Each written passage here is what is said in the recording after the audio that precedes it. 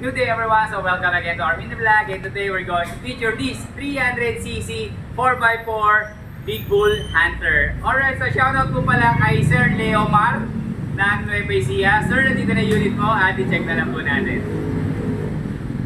Ayan. So, sampa lang ako. Ito po siya, yung inyong susi. Alright, so check natin yung kanya ilaw. This is the low and this is the high. Ayan, so ang kagandahan sa kanya, naka-LED bar na siya. Ayan, so makikita nyo ganun kalakas yung buga ng ilaw niya. Hindi ka mabibitin. Ayan. Okay, pusina na tayo. And let's go signal light. Signal light to my left. And signal light to my right.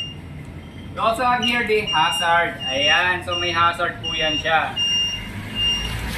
Sa kagandahan sa ating Big Bull, meron pa rin siyang winch na 2,500 pounds. Ayan. Ayan, so working po siya. Ayan. Okay, so let's now start.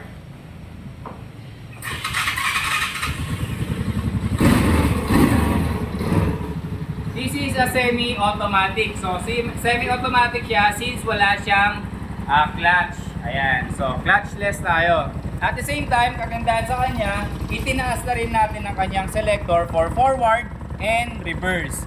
Now let's go forward. Okay, let's go forward.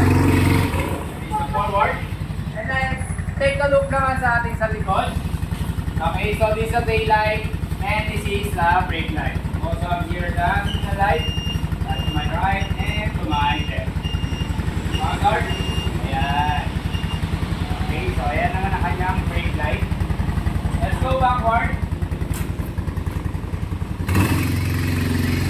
Ayan, so napaka-smooth lang ng kanyang selector. Unlike before, ang selector natin ay nandito sa kanyang gilid. Ayan. So makikita mo dati dito, nagkakaroon tayo ng problema, especially sa ating transmission, since inaapakan po siya dito. But now, kagandahan ngayon sa kanya ay nasa taas na hindi na tayo malilito. Alright, this is 5 feet na kanyang shifter. Yan. Yung shifter na 5 feet po yan siya. Okay, so ngayon po isi-shift na natin to sa Nueva Ecija and pantabay na lang sa Leomar. Thank you so much everyone and thank you for watching our mini vlog.